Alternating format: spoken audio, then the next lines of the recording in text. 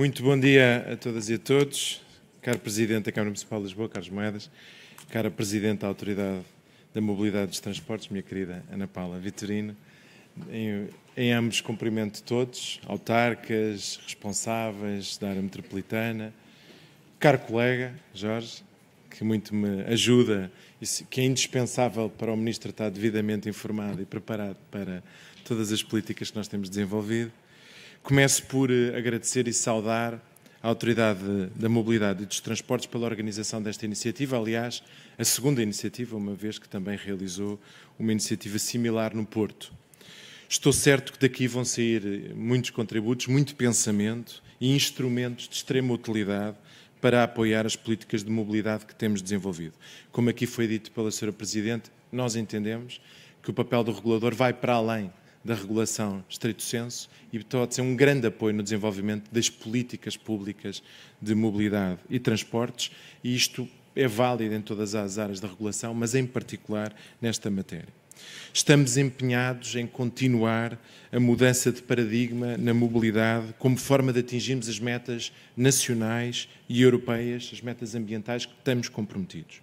Os transportes, como aqui já foi referido, são responsáveis por cerca de 1/4 das emissões de gases com efeito de estufa e 74% do consumo de petróleo do nosso país. Isto no momento em que estamos a viver uma crise energética com o devido impacto do ponto de vista da nossa impacto na nossa autonomia, na nossa soberania, na nossa independência, no que diz respeito a estas matérias.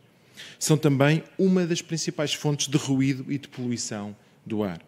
São, por isso, decisivos naquilo que é o nosso esforço de descarbonização. Segundo o Plano Nacional de Energia e Clima, até 2030, o setor deverá reduzir as emissões em 40% relativamente a 2005 e atingir uma incorporação de renováveis de 20%.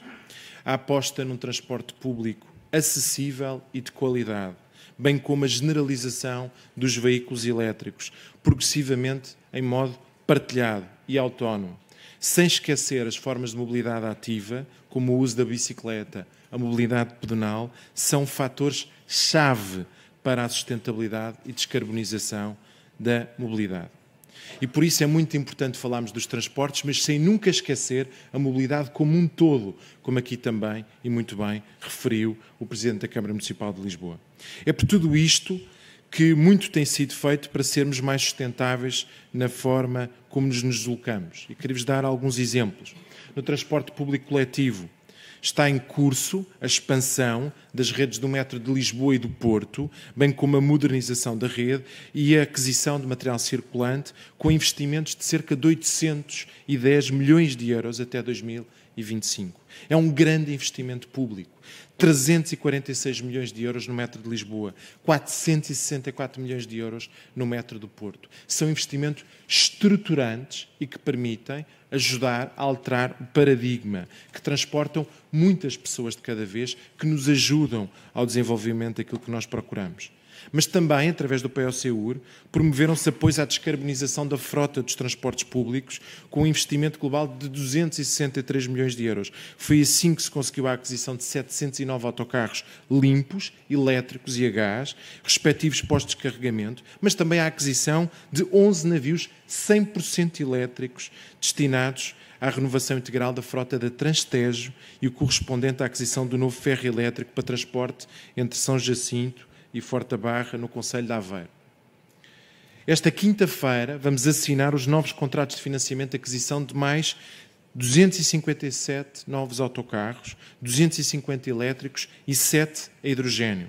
Para as áreas metropolitanas, financiamento apoiado em 48 milhões de euros pelo Plano de Recuperação e Resiliência.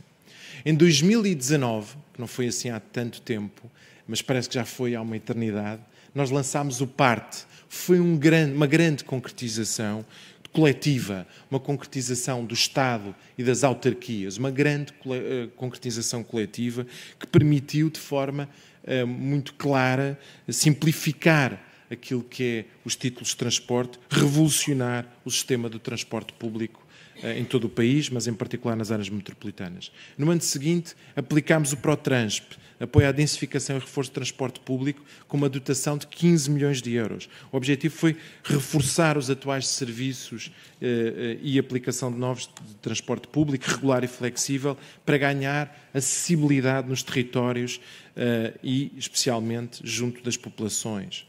Procurámos também minimizar os impactos da pandemia. Nós vivemos um período muito complicado, muito difícil, um enorme desafio que nós todos superámos, que foi, durante a pandemia, nós termos mantido o transporte público a funcionar, mantido a oferta do transporte público. E fizemos-lo com um enorme financiamento. 384 milhões de euros de verbas extraordinárias do Orçamento de Estado, 94 milhões em 2020, 190 milhões em 2021, 100 milhões em 2022, para assegurar que o transporte público não faltava para as portuguesas e para os portugueses. E isto é um grau de compromisso total do Estado com o transporte público, o transporte coletivo, com a nossa descarbonização. Também atribuímos apoios extraordinários ao setor dos transportes públicos de passageiros para mitigar aquilo que é o efeito da escalada dos preços. Entre novembro de 2021 e setembro de 2022, destinámos cerca de 47,5 milhões de euros para apoiar autocarros e mais de 11 milhões de euros para veículos ligeiros, táxis e TVD.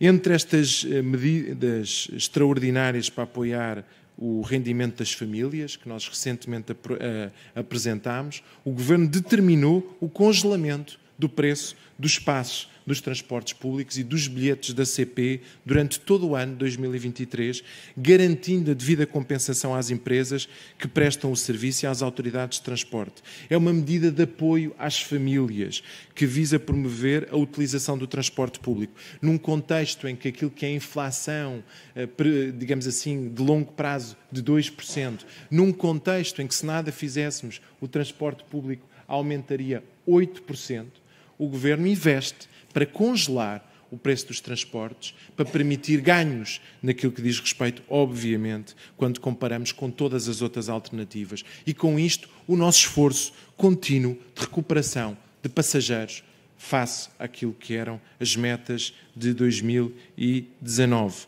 É uma medida de apoio às famílias que visa promover o transporte coletivo, dando corpo à campanha que neste momento nós temos, intitulada O Futuro é Coletivo, Bem-vindos a Bordo, que é uma campanha que está a ser promovida e que tem como objetivo recuperar os passageiros. E eu queria dar nota, a propósito desta matéria e de todo o esforço que tem sido feito a nível público para investir no transporte coletivo, para garantir a competitividade do transporte público, para apoiar as famílias, que são muito bem-vindos, todo o investimento adicional que as autarquias consigam mobilizar para o transporte público. Nós achamos que é muito positivo que as autarquias, em particular a Câmara de Lisboa, mobilizem recursos adicionais para o transporte público. Se as autarquias têm essa capacidade, têm essa disponibilidade, o transporte público agradece, a mobilidade agradece, as metas ambientais do nosso país agradecem. O esforço do Governo, no contexto em que vivemos, nos compromissos que temos assumidos para este mandato, é garantir, em primeiro lugar, no atual contexto de turbulência, que não vão falhar aquilo que são os grandes investimentos estruturais de alargamento dos metros, os grandes investimentos da descarbonização das frotas, garantindo que nós alargamos transporte a quem não tem, antes, se assim quisermos, de densificar os benefícios para quem já tem. Mas nós estamos comprometidos a longo prazo com o alargamento dos benefícios a quem já tem transporte público. Nós somos favoráveis à ideia da captação de mais passageiros para o transporte público, para, digamos assim, a fidelização de novos clientes para o transporte público. Mas também sabemos que não vale a pena nós, como tentamos procurar atingir objetivos, antes de consolidar aquilo que temos pela frente. E aquilo que nós queremos consolidar são os investimentos estruturais que nós temos previsto para este mandato, é a garantia que o transporte público não aumenta de preço num ano particularmente difícil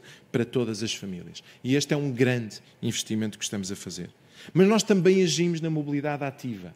Nós agimos na mobilidade ativa de variedíssimas formas. Está em marcha aquilo que é a Estratégia Nacional para a Mobilidade Ativa Ciclável 2020-2030, que permitirá também reduzir as emissões de CO2 em mais de 250 mil toneladas entre 2021 e 2030. Em breve vamos apresentar a Estratégia Nacional de Mobilidade Ativa Pedonal com um conjunto de medidas que têm como objetivo promover as deslocações a pé, assegurando que até 2030 haja um aumento de 35% na cota modal das deslocações pedonais. Para além do financiamento disponível no PT 2020, foram lançados avisos do Fundo Ambiental para desenvolver uma rede nacional de infraestruturas cicláveis no âmbito do programa Portugal Ciclável 2030 e estes investimentos, cerca de 8 milhões de euros entre 2020 e 2021, foram usados para a construção de quase 90 km de ciclovias em 16 projetos intermunicipais. Incentivámos a intermobilidade entre transportes públicos e o modo ciclável com a adaptação de veículos e instalação de equipamentos de estacionamento, de bicicletas, em estações e interfaces junto a transportes públicos, também o investimento do Fundo Ambiental. Foram reforçados os incentivos do Fundo Ambiental à aquisição de veículos limpos, com destaque para veículos de carga, uma forma de estimular a descarbonização das frotas de logística urbana através da substituição por combustão, a substituição de frota a combustão por bicicletas ou veículos ligeiros de mercadorias elétricos.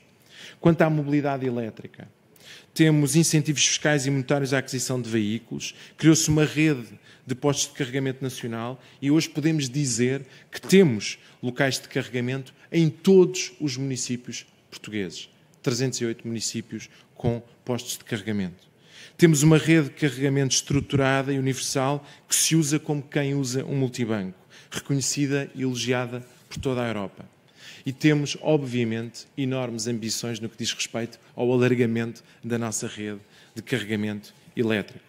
Senhoras e senhores, o novo ciclo de financiamentos comunitários vai trazer novas oportunidades de investimentos e é necessário planearmos esta mudança. Por isso é que é tão importante momentos como estes de reflexão, de discussão, de balanço e de prospecção. No global, o PRR tem um montante de investimento de 967 milhões de euros para projetos e investimentos destinados a promover a mobilidade sustentável, como a expansão de redes de transporte coletivo em sítio próprio nas áreas metropolitanas, projetos que, aliás, muitos estão em curso. E vamos continuar esta dinâmica, expandindo as redes de transporte pesados de passageiros, melhorando o material circulante e intervindo no âmbito da logística urbana. Não esquecendo ainda a melhoria da qualidade dos serviços de transporte coletivo e a promoção e requalificação do espaço urbano, tornando mais amigo da boa mobilidade para todos. É preciso tornar menos complexa a utilização do transporte público, agir para que as redes sejam mais legíveis, informar melhor, permitir um acesso mais fácil, aproveitar a tecnologia para estas mudanças. Mobilidade sustentável e inclusível é fundamental para superarmos os desafios da transição climática e digital, que nós vamos continuar a enfrentar juntos. E há uma coisa que eu queria, por último, sublinhar. O Ministério do Ambiente e da Ação Climática sabe bem que dificilmente atingirá os seus objetivos se não partilhar aquilo que são as suas políticas com o poder local, com as autoridades nacionais, com os operadores que nós temos no setor de transporte público em Portugal. É um objetivo coletivo e nós todos temos que nos ajudar para continuar esta missão.